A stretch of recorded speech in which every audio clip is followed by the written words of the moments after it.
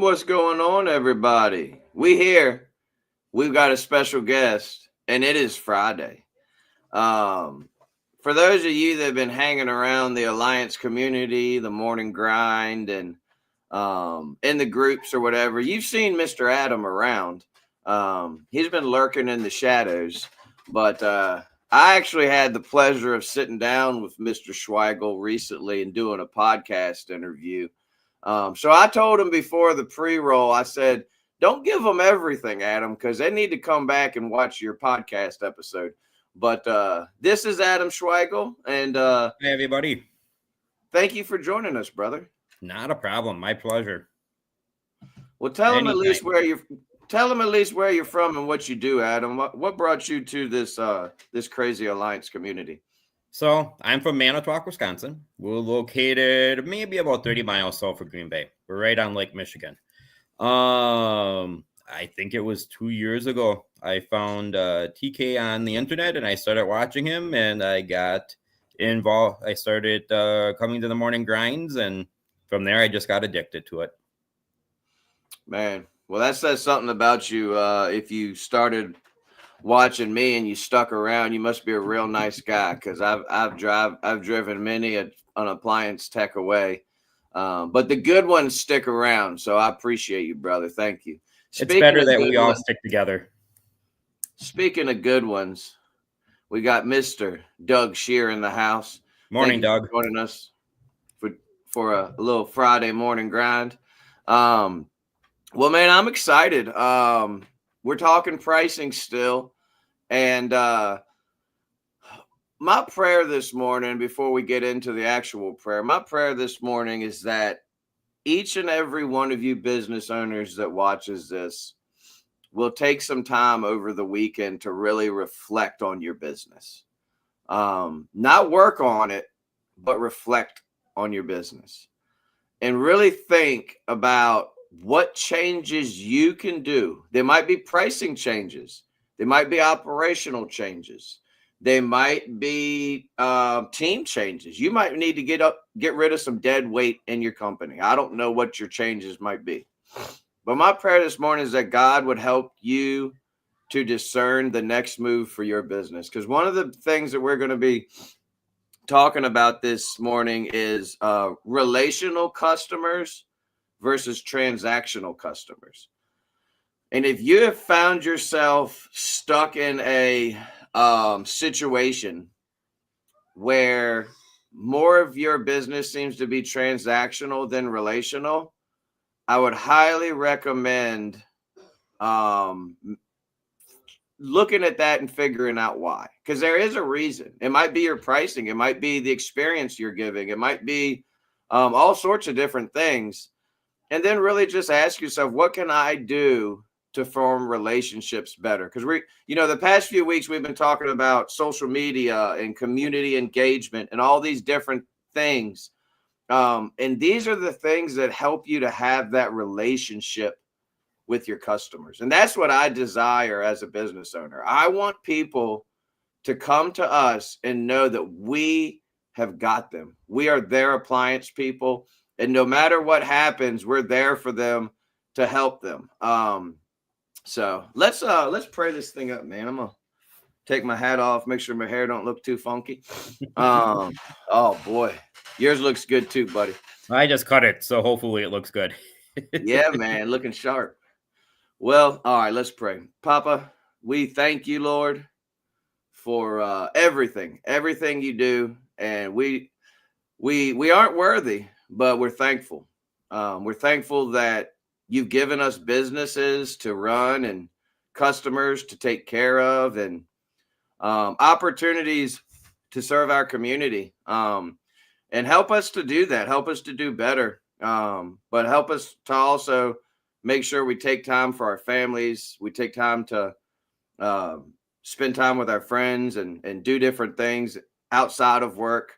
And help us to just figure out what the next move is in our business and not be complacent and not get stuck in the rat race of running a business, but always be trying to do better.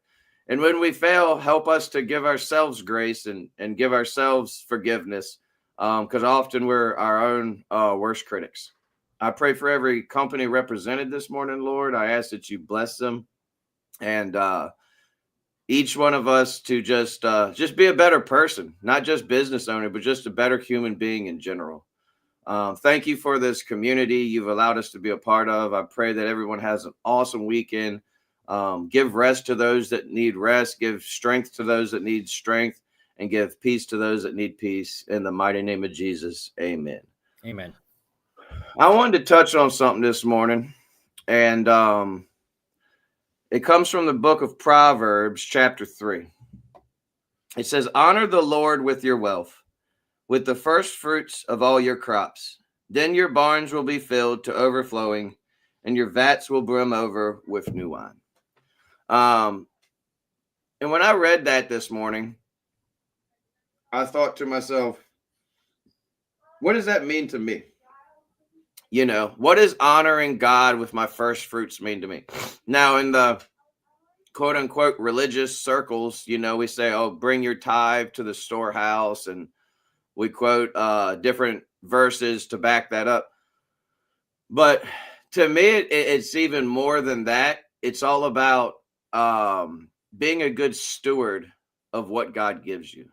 God gives you money. God gives you resources. God gives you vehicles. God gives you a family. God gives you all these different things. And we're to be stewards of what he gives us. And I do believe in putting some away for God. And if you haven't started doing that in your business, I highly recommend you do it. Let me put this lid back on so that my there we go. But just honoring God with what he's given you. If we were to be honest and sit back and look at our businesses as a whole, I'm sure there's little parts of everybody's business where we might not be as good as stewards as we should be. We might not be taking care of certain things. I know for me, there's things I need to work on. It came crashing down on me this week that I haven't been a great steward of the vehicles that the Lord's blessed us with. I have 4 vans, and every single one of them needs work. And right now, guys, is the time to get that stuff done, because most of us are slowing down a little bit. Maybe you've been slow. All that maintenance and getting the things done and all that stuff, now's the time to do it. I feel your pain. I got a delivery truck that's broken down. I have a van that has a part on back order since November that we're just barely getting it by. Yeah, I feel your pain. It's not easy. How many delivery trucks do you guys run? One or two? We have one delivery truck, and then I have a trailer that we can pull with one of our service vans. That's nice. It's so nice to have a backup. Yes. For whatever, deliveries, service. You know, I'll tell a quick story. Yesterday, I was all pumped up. I'd gotten a bunch of admin stuff done here at the house, and I was like, man, today's going to be a good day. Went out to my truck, my van. My van been running a little rough the past few days, and I checked all the fluids, did everything I knew to do to check. I went out there yesterday, crank, wouldn't start. It's 11 o'clock. I don't run my first call till 12. Okay. It's 11 o'clock. I got to be at my first call till 12, and my van won't start. Ooh. So I'm scrambling. I call AAA. AAA comes and tows the van. I catch a ride over to the shop to grab our backup van. And I was talking to my business partner, Austin, and he always smacks me in the face with the truth. And that's why I love him so much. Because I was in a pissed off mood. I was being a complete pessimist. I was like, man, screw this. This sucks, blah, blah, blah, blah, blah. And he was like, we should just be thankful that we have this backup van. Yep. And then he took it even further than that. He's like, somebody woke up to a cancer diagnosis this morning.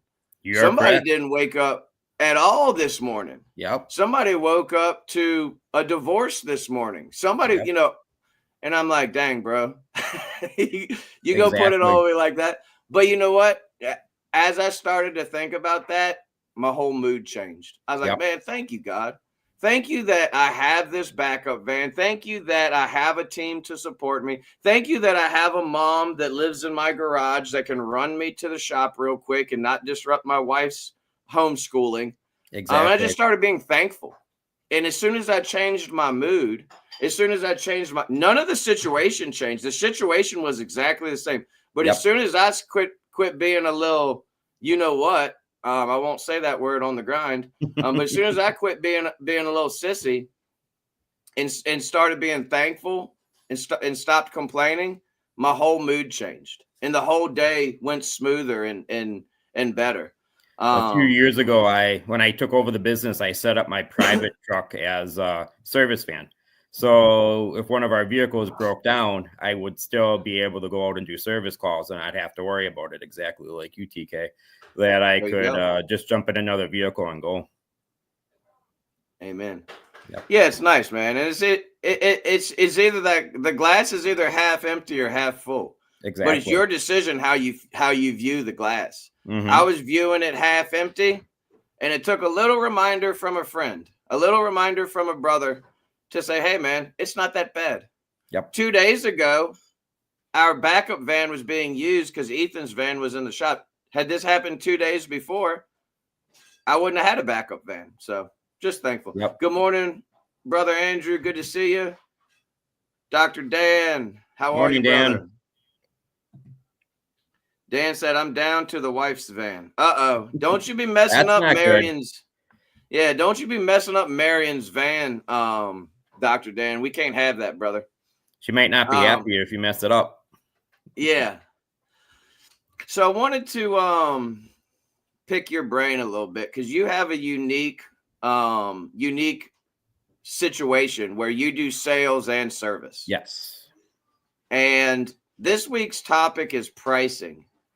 As someone who's done the store thing, can you shed a little light on how that works for you guys? Like one of the biggest questions I have, Adam, Yep. is how do you balance that service sales relationship? You know, you have the service going, you have the sales going. What's your strategy for balancing that and keeping those? And how did the two serve one another when it comes to your customers? So I'm lucky because my mom is my business partner. So she takes care of the sales side of everything, and I take care of the service side of everything. So the sales side, I don't really have a whole lot to do with right now because she manages all that. Just like if you ask her questions about the service side of it, she probably wouldn't be able to tell you a lot about what happens in the service department. Man, that's just kind of always the way that my family has done it since we had the store set up. One family member took care of one side of it, the other family member took care of the other side of it. But the nice thing about having sales is that if I go into somebody's house and I tell them that their machine isn't worth fixing, or that they're upset that the part's going to cost so much money, I can at that point start selling them a new appliance. I can still turn that customer into a customer that we're going to make a profit off of instead of just collecting a service call and walking away. I can get that customer to come into the store. We can get them set up then with a new appliance. And a lot of times the service tech that was at their house originally does the delivery, bringing in the new appliance. So that service tech starts from the very beginning to the very end until the new appliance is in the house. Oh, wow. So your service techs are also delivering appliances. Yep. So every delivery, we send one service tech on in case we set up that new appliance and it doesn't run or there's an issue. We can address that issue right away and make sure that their new appliance gets taken care of. Man, that is very interesting way to do it. And it's happened a lot. Yeah, well, I didn't have anything but service tech, so my service techs were delivery men as well. It did work work well for the things that you're talking about, because you take it in there, you never know what you're going to run into. You plug it in and there's this wrong with it. That's I wonder how many across the board do that. But one thing that I love about this business model is the relationship side of it. Yes. You have that customer throughout the whole process. Yep. For me, the piece that I don't have anymore is that appliance to sell them. Now I have relationships with local appliance sales places that we recommend them sales, they recommend us service, and that's a beautiful relationship. But the strength of that relationship with you and that customer is so great. I love it because they call you and you can take care of them all the way through the process. Yep. And there's a lot of times where there's very unique situations that we run into where I'm in the house looking at their appliance and I know that we can't we have one customer, we can't get a washer and dryer past the refrigerator. So we know ahead of time how the schedule and what to do when we have to bring them we have to replace the washer and dryer because we know how it's set up. A lot of times I'll take measurements. I'll make sure that the setup is okay for when we bring the appliances in. I'll get that all done ahead of time before, if I'm not doing the delivery, I can tell who's ever doing it, what they're walking into. So they're prepped and they know what they need to have and everything's ready to go. I love that, man. We got our mi hermano, Saul. Buenos dias, hermano. ¿Cómo está? And Dan said, we did that in Phoenix. It worked great. Yeah. Nice. It's always worked good for us doing it that way. That's the way that my grandpa taught me to do it. That's the way that we've kind of always done it since we've been doing sales. Yeah. And for those of y'all that don't know, Adam's a OG. He's been around appliance repair his whole life. I highly recommend when his podcast drops, you go and watch it. I had the pleasure of interviewing Adam recently, and I told him, I said, you can't give away everything this morning. And we'll probably have him back on the grind and other podcasts as well, because he's a humble dude, but he's like Dr. Dan. He's a plethora of information. And I appreciate you being on here. Oh, not a problem. But what we're talking about this morning is relational customers versus transactional customers. And the way you price your work is going to help you to get those relational customers for life. Now, oftentimes we're focused on making sure we charge enough, but one thing to always keep in the back of your mind is to make sure you're not charging too much. I have loyal customers that have been with me for years, and I respect their opinions. If I do a price change and that loyal customer is starting to question whether or not they want to be with me anymore, I need to consider that. I need to take it into consideration, because I'm pricing my jobs in such a way that I am trying to retain my loyal customers. I'm trying to keep away those tire kickers and window shoppers, and or pull those tire kickers and window shoppers into the fold to be a relational customer. The key is trying to give enough, what I call experience, give enough experience to the customer that they don't want to have anybody else in their house but you. From the time they call your phone number or the time they visit your website to the time that invoice is sent over to the follow-up interactions you have automated through your system or you do manually, every single part of it matters to bring them into a relationship with your company. Not to be super corny, but part of our jobs as believers is to help other people have a relationship with God. You know, I have a relationship with God. It might not be the greatest relationship. It might be a little rough and rugged, but it's a relationship. And oftentimes not to be super corny, but we treat God as a transactional relationship. Oh, God, I need something right now. What can you do for me? Do stuff for your customers that go above and beyond what they expect. God's constantly going above and beyond what I expect on a daily basis. I just need to look for it. Be the same way with your customers. Give them that value that when they think about it at the end of the transaction, because there is a transaction involved, no matter whether they're relational or transactional. Give them such a great experience that at the end of that transaction, they're like, I couldn't imagine having anybody but Adam at my house. Mm-hmm. You know what I mean? I have a lot of people like that. They won't let anybody else in their house but me to work on their appliances, which I have to actually tell them that I'm sending somebody else out and that I would trust them working on my stuff to let them in, let the other guy into their house.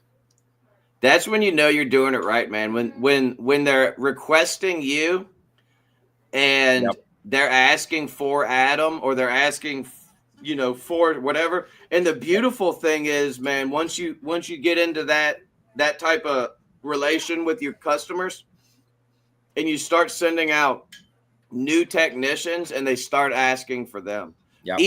We get it all the time. Ethan was amazing. Could you send him back out? And I will. Let me ask you this, Adam. Sure. How do you handle that with the customer? So let's say I'm the customer and I call up and whoever answers the phone, I say, hey, Adam was out here last year, worked on my fridge. He was awesome. You're booked out. You can't make it, but your other tech can make it. How do you handle that delicate relationship with Ms. Johnson, let's say, where you're reaffirming to Ms. Johnson, hey, Adam's busy, but what's your other technician's name? Steve.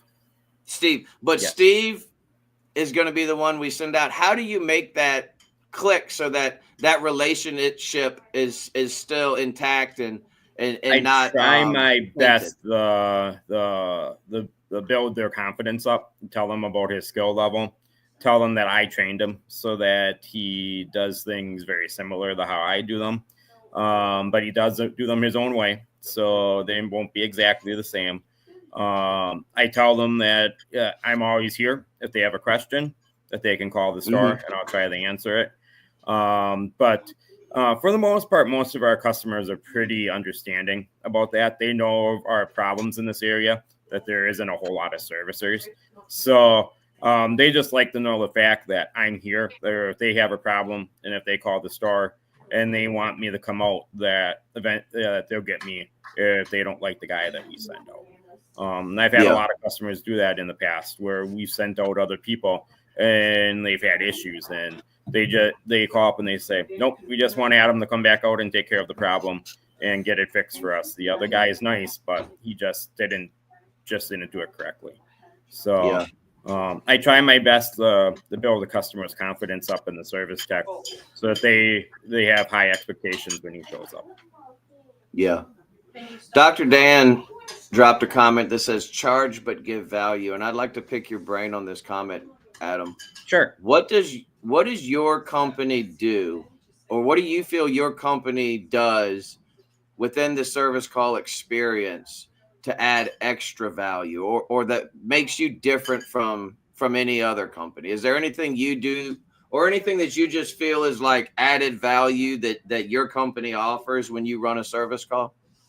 I've never really thought about it, but I'd have to say the whole experience from the very beginning to the very end. How polite we are, or we try to be entering a house. We care about the customer's property. We make sure that nothing gets damaged. If we put a mark on the floor, we clean it up. We try to make sure, and as I tell all my guys, leave the house cleaner than you found it. If there's stuff on the floor when you get done moving an appliance, bring your vacuum in and vacuum it up. Even if you didn't make the mess, clean it up. I don't know how many times I clean behind refrigerators and dryers when I pull them out because the people want to clean back there. But as long as I'm back there and dirty already, I might as well do it for them so that they don't have to. And the literal ladies, I think, appreciate that. I'm glad you touched on that, man, because I'm a big advocate for cleaning behind the fridge when you pull it out. if you're watching this morning and you pull fridges out and kneel down in their nasty ass cobwebs and dust and dirt and all that stuff and whatever else is back there, you're not just cleaning the area for them. You're cleaning the area. So I don't like kneeling down in my nice, pretty cargo, my nice 511 cargo pants and their nasty filth. And man, the customers love it. When you pull that fridge out and you clean behind it, you just 99.9% of the time you just won yourself a relational customer. Because because I can almost guarantee you that transactional company down the road that comes out and wham bam, thank you, man, let me get on to the next service call. They're not doing that. And a lot of times the customer doesn't even know I did it. A lot of times I'll just bring my vacuum in and just vacuum up and clean up behind there. And they might not have any clue it was even done, but I know it was done. So that's every single one knows I do it because I make sure they know. I don't want to let them. I don't want to let them think for a second that I didn't clean behind the fridge. I make it known to I'll pull it out. This is what I do: put my sliders down, get the fridge on the sliders, pull the fridge out. I turn to the customer and I say, I'm going to clean behind the fridge real quick. It's not very, and I always say this, it's not very dirty, but it's just part of the service. Don't make the customers are always appalled at how dirty it is back there. Part of your job is to reassure them. This is what the back of fridges look like, Miss Johnson. I see this every day. I say, yours actually is really clean. Even if it's not really clean, just let her know. Now, I have pulled out that all the time.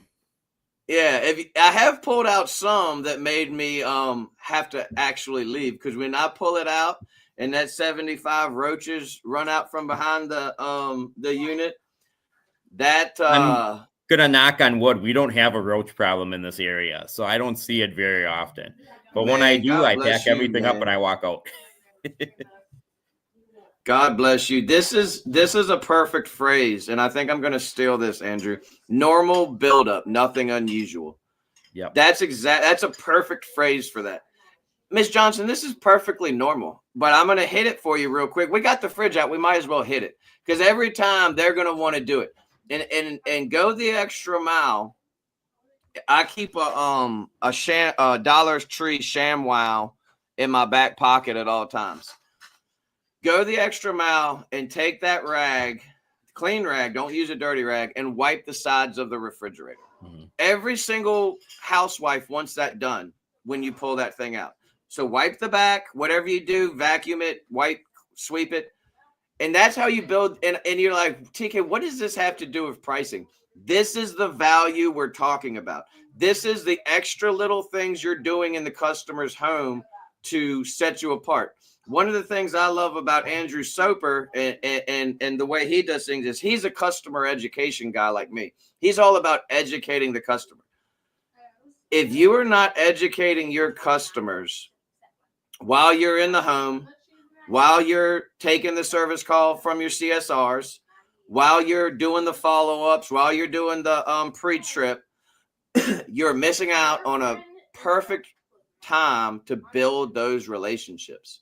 Part of building the relationship we do is educating customers, especially when you get into the warranty stuff. I know a lot of our warranty calls are less education. There's a lot of times I'll go in and the whole service call is having a conversation with the customer, and I never pull a single tool out of my tool bag, especially in that warranty period. And I can fix the problem with just having a conversation with them. Especially washing machines, our new washers that we sell. Everybody knows how Whirlpool washing machines work and how easily they go off balance. A lot of times it's having a half an hour conversation with them about how to load their washer. And by the time I'm done talking with them, they're happier than happy can be. They have confidence in their product again. They know exactly how to use it and what to do when they run into that problem. And I still have a happy customer. Yeah. Brother Cruz said, "Trust me, I've seen worse." That's a phrase that I use a lot, to be honest with you. I tell people I didn't have a conversation of what I found behind your refrigerator. Yeah. Yeah. It's so true. But we all do this very similar things. And most of the times, like with this stuff, I'm preaching to the choir. Mhm. I know that these guys that hang out in the Alliance and watch the morning grind, you guys are going out there and killing it. But the key is, here's a good one. I'm gonna hold this thought for a second. I also say, Mama taught me to clean up after myself whenever I make a mess. There you go. That's a good one. That is a good one. But the key is, you're going to get transactional customers. They're out there. They're going to call. They're going to ask how much your service fee is. They're going to be a little bit, wishy-washy and uncertain.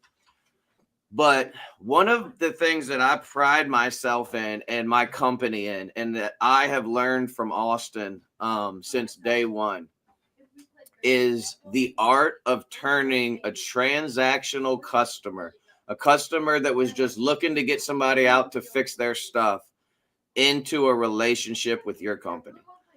And man, once you hone in on that and you get the secret sauce for it, and the secret sauce isn't very complicated. It's not a magic wand. It's not any of this thing, but it's going into that house with the mindset of, how would I want my mother treated? Yep. Andrew just talked about his mama. How would Andrew want his mother treated when a technician comes into her house? Treat every customer when you go into their house as if you would want a technician to treat your mom. If you do that, from the time you get there to the time you leave, you will build relationships because you're treating them like family. And I'm not talking about the type of family that is dysfunctional. We all have that one family member. I'm talking about a real relationship with someone that you care about, love, and trust. If you treat them like that, you're gonna form those relationships. And the ones you don't form that relationship with, they're not your customer anyway. And you'd be surprised the ones that you form the relationship with. The ones that you think are never going to call you back again, and that you completely drop the ball with that customer, is going to be the one that it turns out to be an excellent customer and keeps calling you back again and again and again. I've had a lot of customers like that over the years where I thought I goofed up beyond the point of recovery, but they call us back again, and then they request you to come back out. And I've had customers that were mad when I left, and I thought they're never going to call us back again. And sure enough, they're calling back and they want you to come back out. So, yep. And you know why, Adam? Because of how you handled. I did a video this week about how you handle mistakes. Mm-hmm. And that is so important. Anybody can go in there and give these great experiences. And that's what we're talking about is these experiences that build relationships with the customer. But the real test of a company is when it doesn't go right. Yep. When you get that call back, how you handle that. Here, let me ask you a question. Are you leaving spots open in your schedule for recalls? We do not. It doesn't happen very often right now. And I'm going to knock on wood when I say that. We suck at fixing appliances, so we have to. We get callbacks. When I have new guys in the field, it happens all the time. And the nice thing is that when I did have earlier this year, and when I was running, I should say last year, when I was running 2 guys on the road, I had the time to go back on those reworks myself right away. So nice. We were able to get them taken care of in a very timely fashion. Callbacks for us, we try to keep our recall rate below 5%. That's our target for every tech for every month. What I do is once a month, I go in and I look at every recall that we had that month. And me and my partner go through and look at them. And we dissect the calls and see what the issue was. Was this an issue where we didn't do something right? Or is this an issue with a part? Was this not a recall at all? I had 2 recalls yesterday. Neither one of them are real recalls. That's a lot of times what happens with us. They're not actual recalls. They're something else that popped up or something that we didn't even touch, and it started acting up. Yeah. And the way you handle that recall or that callback, I call them recalls, some call them reworks, some call them callbacks. The way you handle that recall is going to speak volumes to that customer. If they call back, you already got their money. Mm-hmm. If they call back, Miss Johnson calls back and say, hey, the fridge is still acting up. It's making this weird noise. And Beth says, oh, okay, Miss Johnson, we'll be there, 2 Fridays from now. Well, Miss Johnson does not feel prioritized. Yeah. But when she calls Richmond Appliance Guys back and Beth says, oh, Miss Johnson, I'm so sorry to hear that. I see that Ethan was the technician out. I can squeeze him in tomorrow to swing by there. Squeeze him in. Use words like squeeze him in, because that makes the customer feel like these people really care about me. They already have a full. Yeah, they're prioritizing the 3 things that we prioritize, and this is what I recommend. Property management companies, whoever your bread and butter is, for me, it's property management. Your bread and butter, you prioritize them. I don't know who it is for you, but it's property management for me.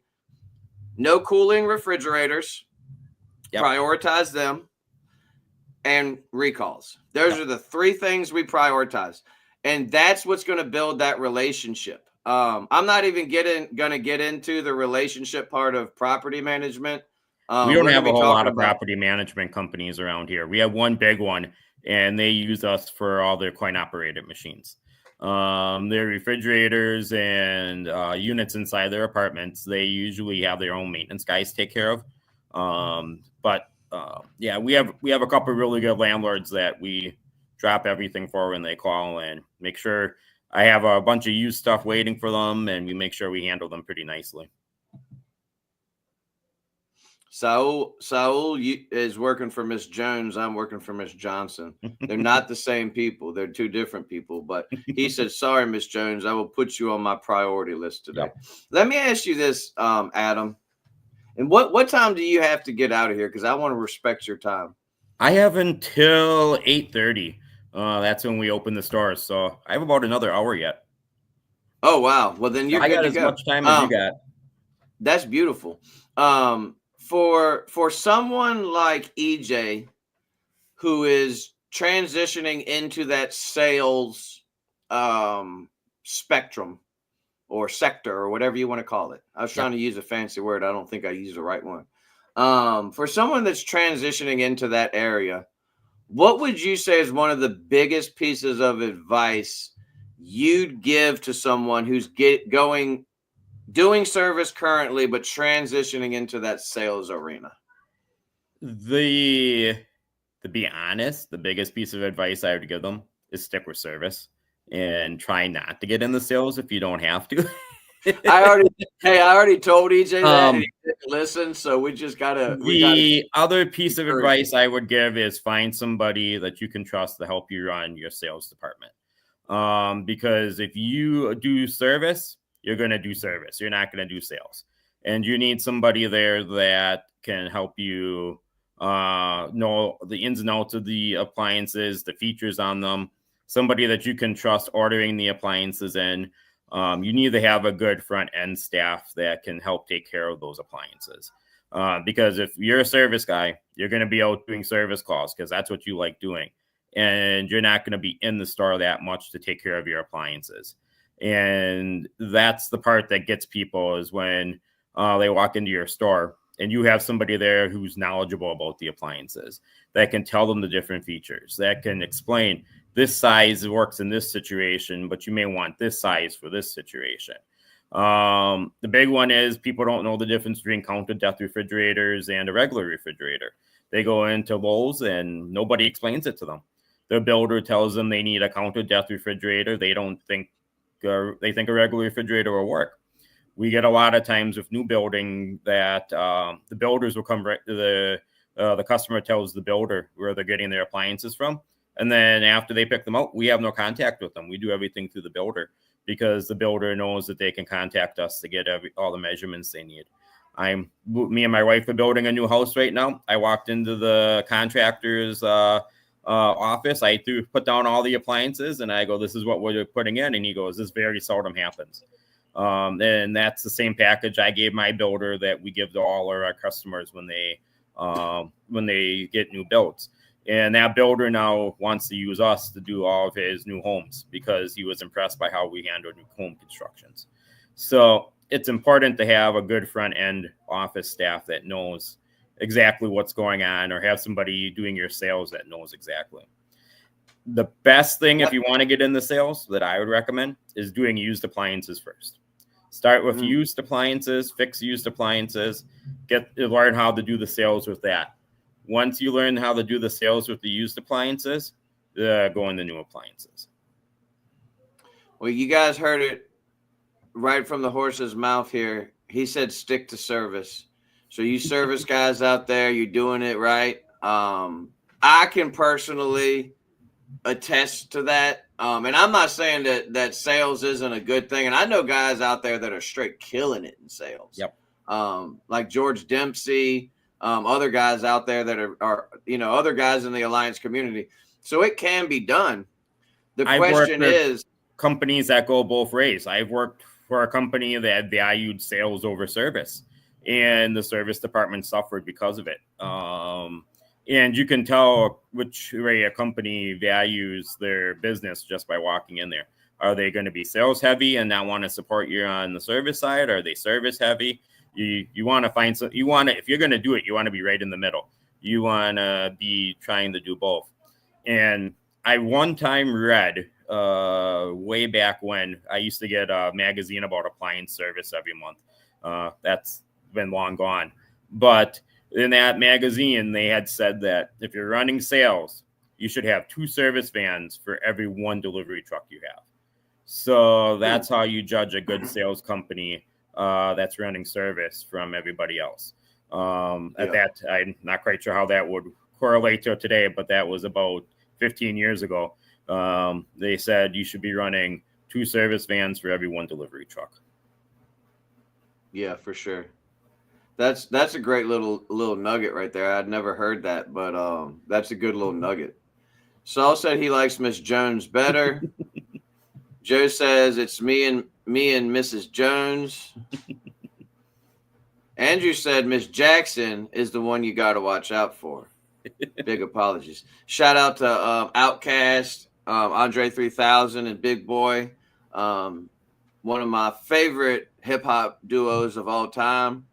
Some of you older fellas probably don't even know who I'm talking about. Dan said, right, you can't be 2 places at all times, either sales or service. You need help you can trust. Absolutely. Yep. That's a big one, man. You got to have the big thing for me when I had this store was I was torn between where am I most valued at? Am I most valued at this store, hanging out all day, fixing used appliances and selling, $250, $300 used appliance?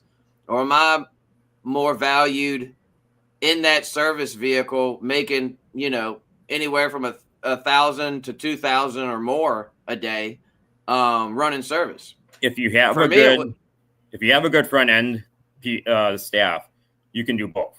Thursdays are normally supposed to be my day in the store, but we've been so backed up with people being sick. I was out all day.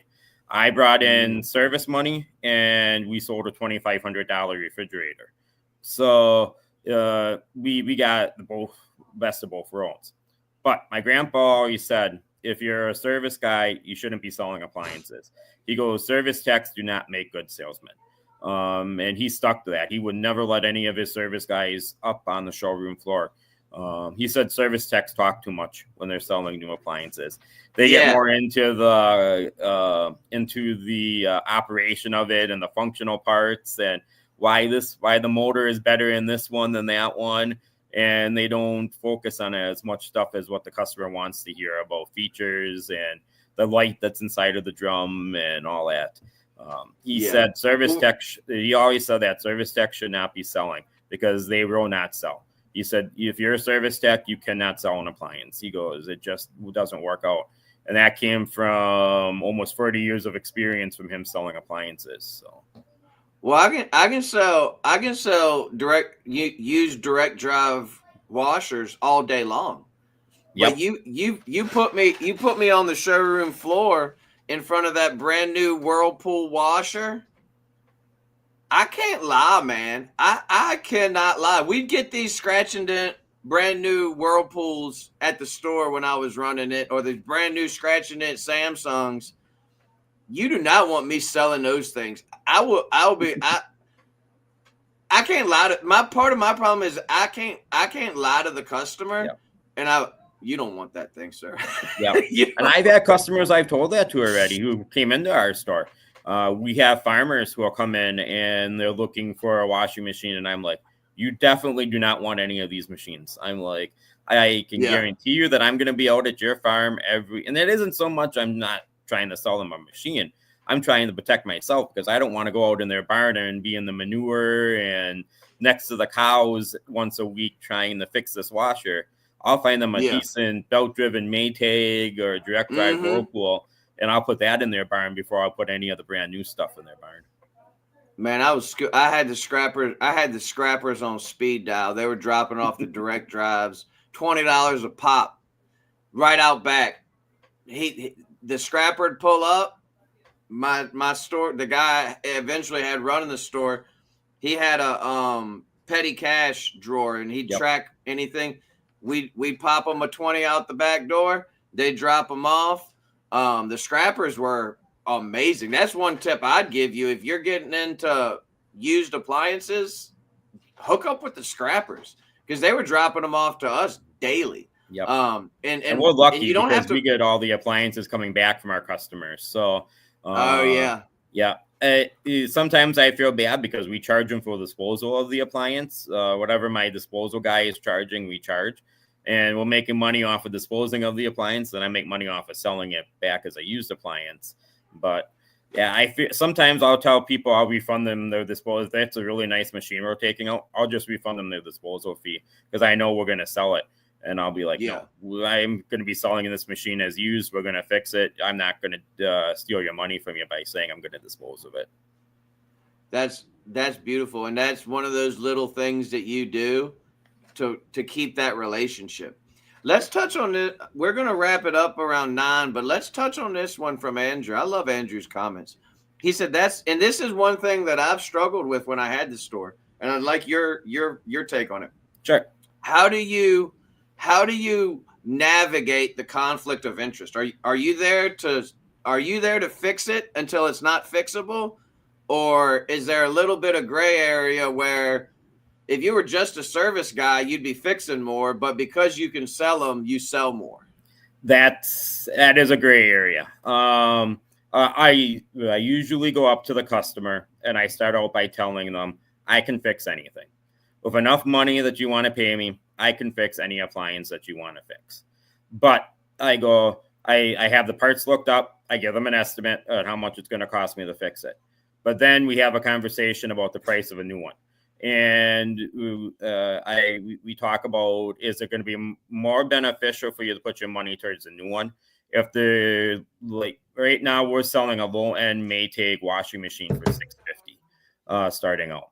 And if I'm going to be sticking a newer top loading Maytag washing machine, if you have a bad gear case and we're going to stick $500 into it to fix it, is it more beneficial for you guys to come in and put an extra $100 down towards a new machine?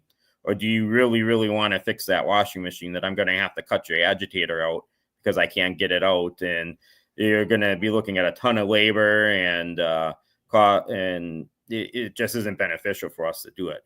And we have that conversation and then we talk prices of new ones. And a lot of times we won't fix the machine because they just are convinced at that point that it's better to put the money towards a new one. And they come in and buy a new one, and then we get the cost of the service call, and then we get the cost of selling them the new machine.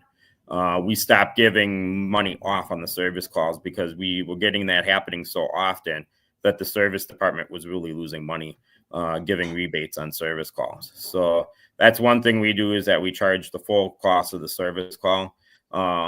Even though you're buying a new machine, just because we have to cover the wages of the service techs.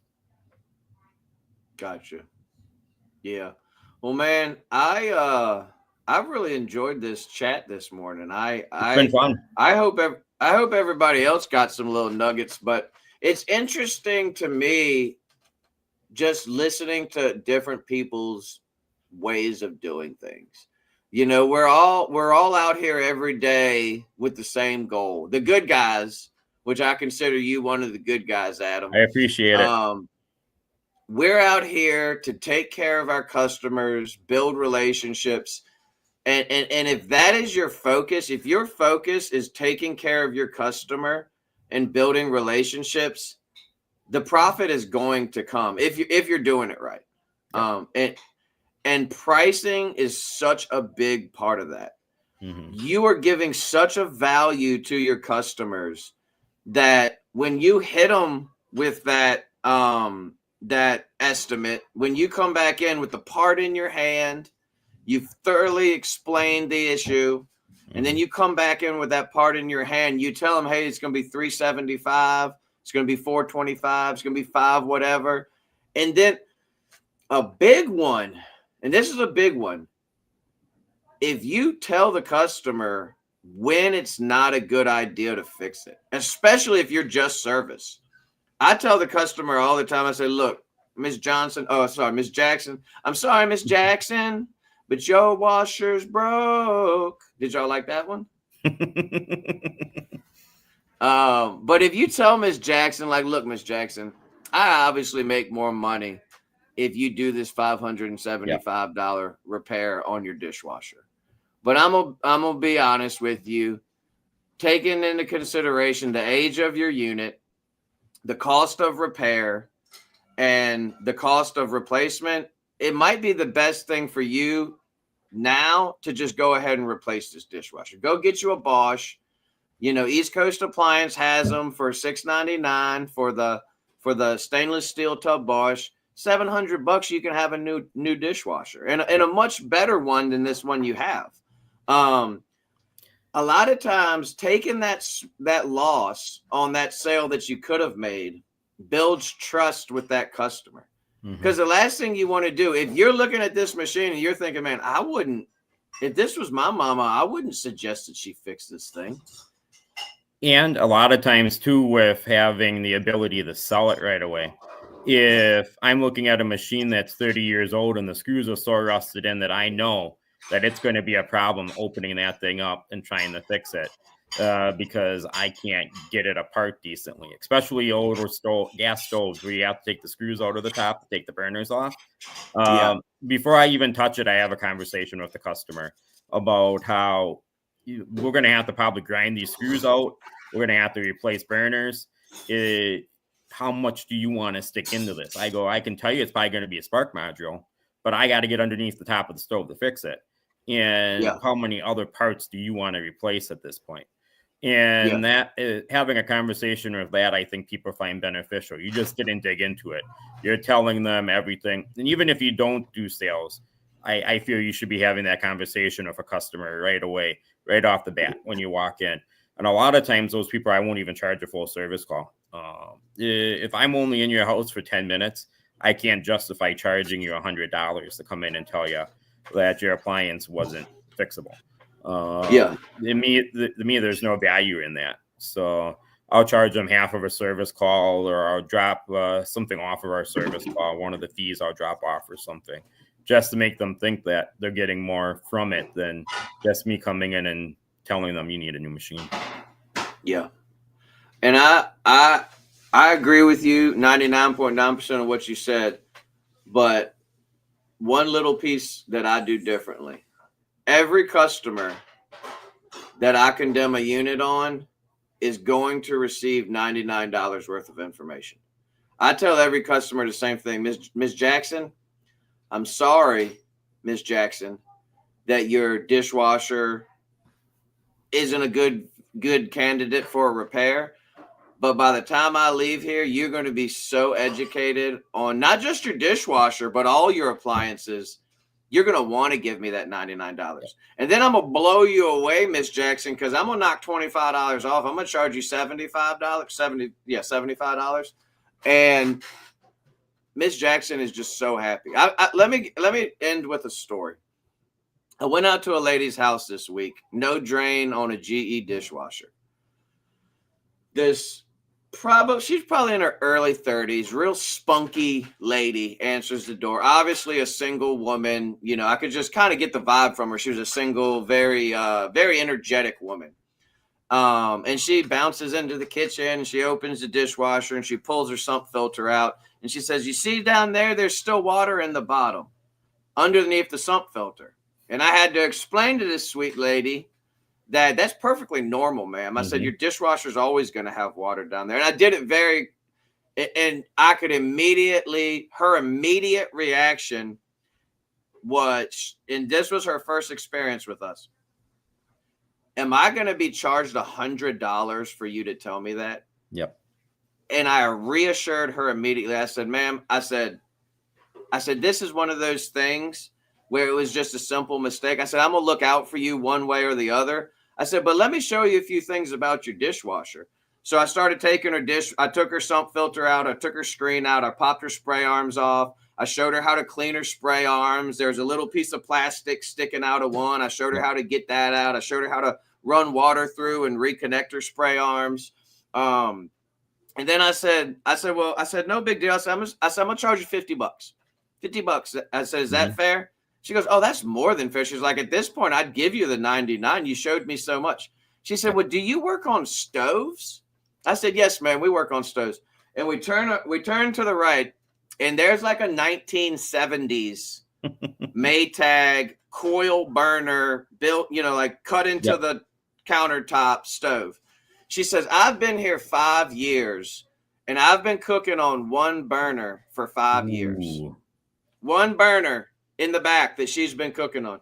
She said, "Do you think this thing is even repairable?" And I go over there. I pull the first coil burner out. I pull the drip bowl out, drip pan out. I shine my light up into the receptacle, make sure it's not charred or burned or wires hanging off. I grab my pliers. I tweak the end of those terminals a little bit on the end, just bend them to the right, just a skosh so they get good contact. Push it back in. No, only one knob. The one burner she's using is the only one that has a knob on it. Turn the shaft with my finger, fires right up. Go to the next one. Do the same thing. Fires right up. Go to the third one. The third one, it can't even be called a burner anymore. It's falling apart. The centerpiece was missing. The legs were missing. I said, "Well, you're going to need a burner for this one, man. Run out to my van, grab a 6-inch burner, run back in, put it in, fire up all 4 burners. All 4 burners are working." I took a woman who just wanted to get some information about her dishwasher, and that woman will call us for the rest of her life. Her friends will call us for the rest of her life. I charged that woman $120. Now you say, "You did all that for just $120? Yeah, I did. Because I took a woman who was in any other situation probably gonna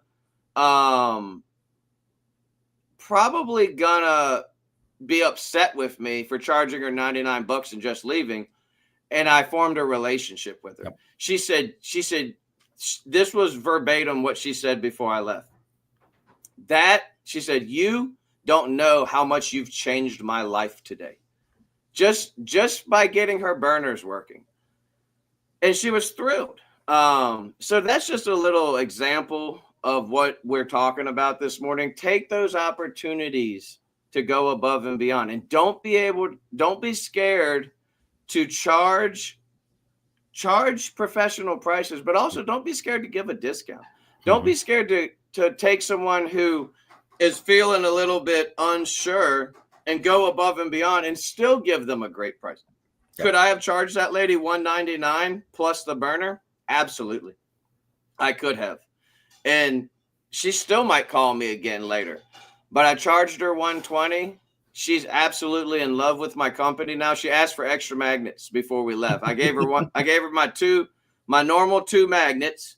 And she said, "Do you have a couple extra so I could give them out to friends?" I said, "Yes, ma'am, I do. I have as many as you need." That's when you know you're doing it correct. TK out there wooing our housewives and single moms. Man, I'm like you, Andrew. I try to woo every customer, man. I want every customer to fall in love with Richmond Appliance Guys. I want every customer to when I leave their house to think to themselves, man, that was a great experience. That was a great experience having those guys. And that's why I love my team, because I know that Ethan and Austin and even Beth and Stone, everybody on my team is just like me. And honestly, some of them are better than me. I usually think about it this way. I have to see these people out in public. I have to interact with these customers outside of work. And I want them to be able to come up to me and have a conversation with me after I get done fixing their stuff. And I don't want them to have to think that be not wanting to come up and talk to me. So there's a lot of customers that I see outside of work that I want there to be a good relationship. So you don't want to run into Miss Jackson at the store and she's mean mugging you from the produce thing. That's that TK guy that took my $99 and told me that there was supposed to be water at the bottom of my dishwasher. I have to sit next to these people at the town hall meetings and at the town stuff. And these people are my neighbors. I see them when I'm outside cutting grass and doing things around the house. I got to live with these people too. So, well, I've really enjoyed having you on this morning. If you have any Fridays free, Adam, the spot is open for you. You just got to let me know. I feel like, I don't know how you felt about it, but I felt like you were a natural fit for Friday mornings. So not to put you on the spot, but any Friday, I am diligently seeking a co-host for Fridays, and I think you'd be a great fit. Even if you can't make it every Friday. I have to talk to my wife. In the mornings when this is on in the mornings, I'm usually getting kids ready for school. So, well, hey, family first, brother. I understand that completely. My oldest does not like to get up in the morning for school, which usually ends up in a fight and a yelling match between us trying to get him out the door on time. So. How many kids do you have? I have two. I have a 9-year-old and a 12-year-old. Oh, yeah. That's a fun age. Yeah, I got 11, 13, 14, 17, and 27, I believe. And my first grandbaby. I was going to say one grandkid.